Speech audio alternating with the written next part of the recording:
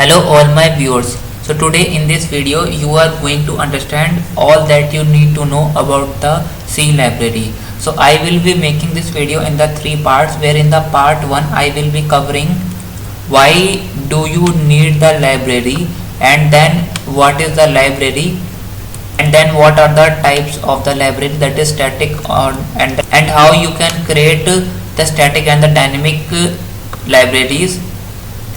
And in the part 2 I will be covering the static and the dynamic library difference, and in the part 3 I will be covering what is the static and the dynamic library linking.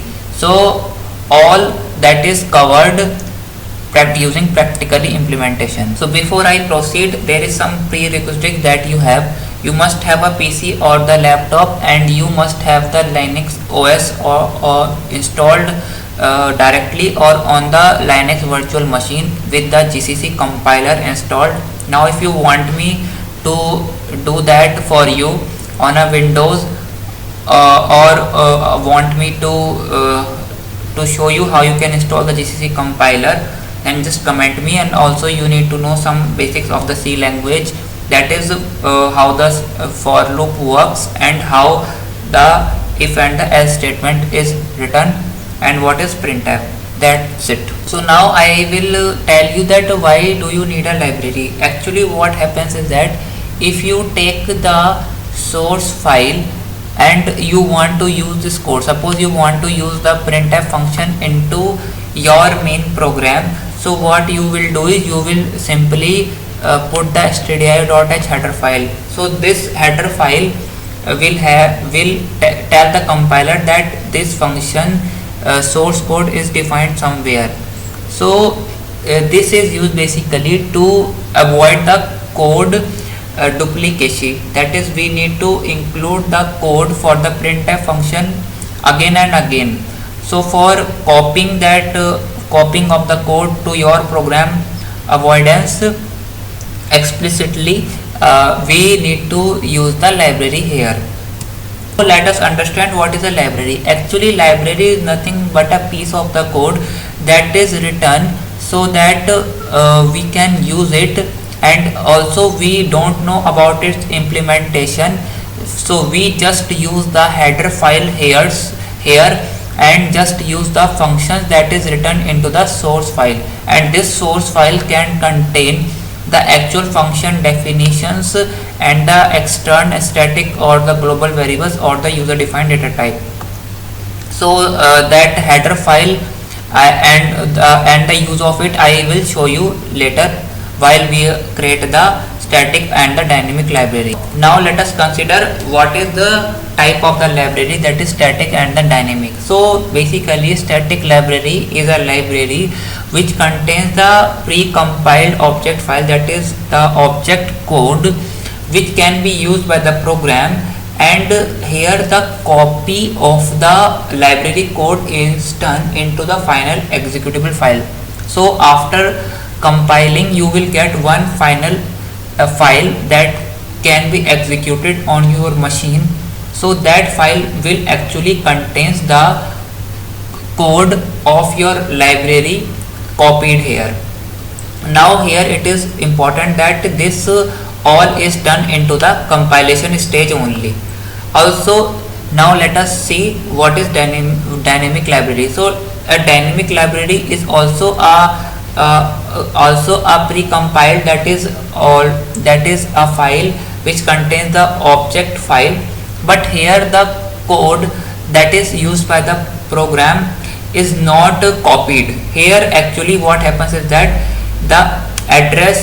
only the address of that function is to be specified, and the final linking of the code is done at the runtime when that final executable runs.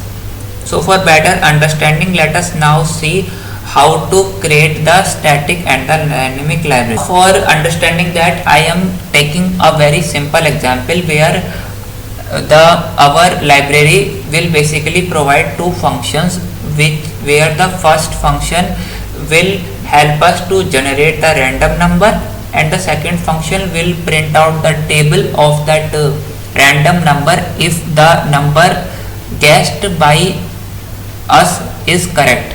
So now let us see the actual file. So first I will create one file which will actually create the random number. So for creating that, in that file I have one function that I will name it as random underscore number underscore generate, and this file will basically return the random number in the range of 0 to 100. So first, while we generate the random number, I am using the rand function and the srand function, which is defined in the stdlib.h header file. Now for the initializing of the rand function, I need random number generator. I need to first specify the initial value, and that initial value I am specifying the epoch value, that is none other than the value which is the time in seconds converted to the epoch time. So for that I am using the srand function here. So this srand function will basically takes a argument which is seed value, which is used to initialize the srand generator. Now since I need to specify the range in the 0 to 100, so I just do modulus with the 100. So also since I am using the time function here, so I need to specify the time.h header file here. So now I will create another header file, another source file, that is print underscore table, that will print my table. So now I am opening this file, and as you can see, it specifies the function definition, that is print underscore table, and it takes one argument, the number whose table is to be displayed, and it just loops from the 1 to the 10 and print out the number using the this format specifier. So I use the printf function here, and here the -5 is means that it is for the left alignment, and +5 is for the right alignment. Okay, now simply I am multiplying the number with the 1 to 10 and just printing out over here like that, will like 2 into 1 equals to 2, same way. And also I am specifying the selection for better readability. Also since I am using the printf function, so for that I need to specify the stri.h header file. Now I want to compile both the files, so for that I have used the gcc-c option and generate underscore table and random number generate.c file. So now you can see I get the two .o files. Okay, so the static library is none other than a zip file of all the object files. So for creating the static library I am using the archive command here. Now I am using the ar command here, and -c option, this is the flag actually here, is used for creating the archive, and -r option is used to replace the file if it is already exist within the archive. Also you need to specify your that your static library with the lib starting and your then the library file name, that is random num. It is important that you started with the lib keyword. Now after that I need to specify the object files, that is this one and this one. So now it will create my archive here. So now you can see my archive gets created. Also one important thing is that this archive must be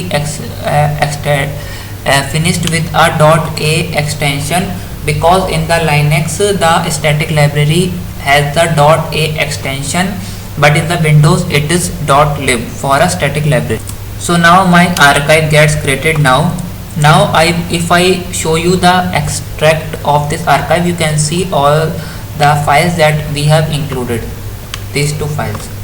So now I will create one driver folder that is there, because I want to use this library into my main program. So the main program is a program which will actually use the main function and use this library. Now I am inside my main program, that driver folder, and this is my actually file here. Now I want to show you that what I have done in this library, in this function. So first we will need to create one random number function, and for that I am using my specified random underscore number underscore generate function here, and it will generate me one random function. And now I am getting the input from the user using the scanf function, and if my number that I am input from the user is less than the number that I have generated using this random number, so it will just print me that input number is less. But if my input number is greater than the number that is my random number, this one, so it just print me that the input number is greater. And finally, if the number that the user input matches with the random number that is already been generated, so it just break out of the loop, and using this generate underscore table function I am printing the table of that number. So now let us understand the importance of the header file. So first I will create one header file that I name it as header.h. Also important thing that I want to mention here is that this header file must be created into the same location as your static library resides. That I will tell you later that why it is so. So now this is the header file here. So now I have created the header file, and you see it contains the stdio.h because our main program is using the printf function, and it will have the function prototypes for the functions that is used by the library.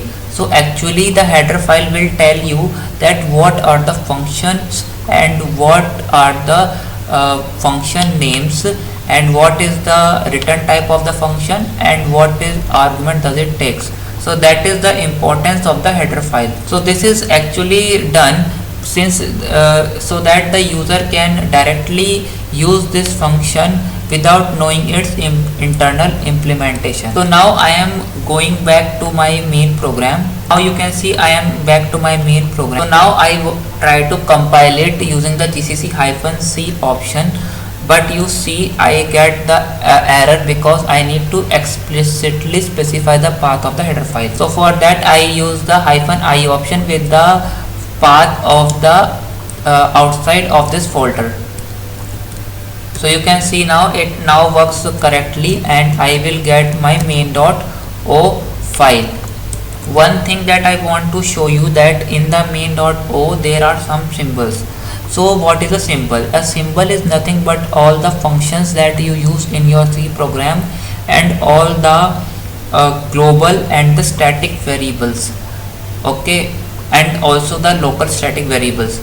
So now you can see that the random number generate function is still undefined. U is for undefined, and also the generate underscore table function or the symbol is still undefined. This is because I need to first link this function to my library. So now you can see I am now linking my application or the main program with the library using the command gcc, then your file name, then your main program file name, then your final executable name. This is my final, okay, and then your library name. So I need to specify it using the -l, then your final, then your library name, and after that I need to specify the path. If I do not, then you can see it will show me the error. So I need to specify the path of that static library. So you can see now it works successfully, and I will get the final as my executable name. So now let us try to run it. Okay, you can see it runs successfully. Now let us see the output. So after trying out several times, I found out that the guessed number is 58. So you can see that if I input a number which is less than the guessed number, that is 55, you can see it print me that input number is less. Okay, now finally it will print me the table of that particular number that I have guessed correctly. So I want to show you that in the final executable all the symbols gets resolved completely. This is because it is a copy of that because here the copy of the library file is done. You can see that the function that I have used, that is random number generate, is reside in the text section, and the generate underscore table function is also reside in the text section, and it gets resolved. So now let us understand the dynamic library creation. Our dynamic library is also a object collection of the object file, but here only single object file is there instead of the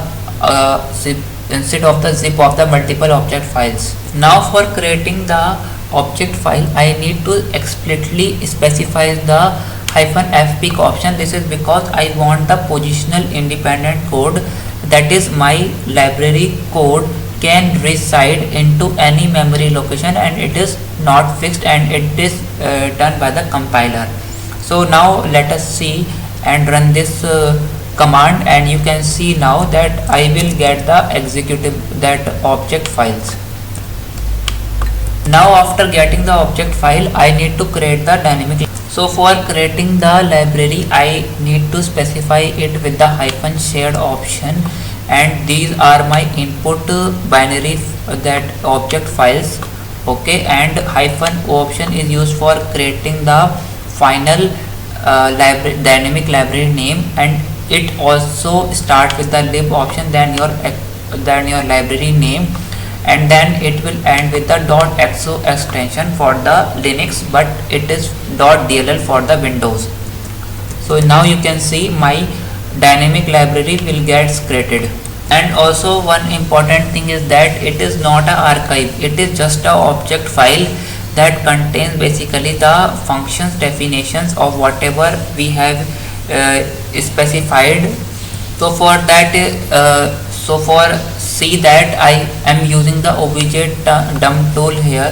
So now I have run that command, and you can see now that I have this address. This is actually a virtual address only, and it has this random underscore number underscore generate function definition, also the definition for the generate underscore table function. So now let's try to link this dynamic library to our main. For that I am again using the same program that I have used while creating the static library.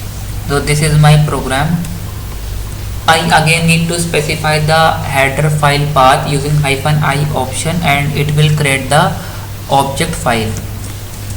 So now the object file is created. Now I try to link this object file to the dynamic library that I have created. Now for creating the linking the that dynamic library with our main program, I am using the GCC command here, GCC compiler here, and also I am specifying the main.o, that is my main program object file, and final executable name is result, and I am specifying the random num library name with the -l. So actually since my library start with the lib, so that's why I have used the -l option here. And also I need to specify the path of the library that is outside of this folder, and you can see now my final executable name, that is result, gets created. One thing I want to show you that while creating the static library, the function is defined and it resides into the text section, but here you can see that it is still undefined. This is because you can see now this one, and also the generate underscore table is still undefined. This is because it will be done at the load time or the run. Now let's try to run it and see. You can see you will get one error, that is librandom.so cannot be opened. So this is because LDD, that is linker, and if I want to know that what dependency my result file will require, you can see that it will require this dynamic library which is not found. So I need to specify the loader, that is one program which actually load your executable file into RAM. So that loader, I need to specify it the path of my dynamic library. So for that there is one environment variable, that is ld underscore library underscore path. You can see now that there is no path specified into this variable. So now let's now add it. So now what I am doing is I am using the export command here, and I am adding the current path, that is up to here to the ld underscore library underscore path environment variable. So now if I try to run it again, you can see the path gets successfully added into this. So now let's try and see what happens. You can see now my program gets successfully run, and now let us try to get the result. So now I tried out and I found out that the guest number is 37, and it successfully prints the table.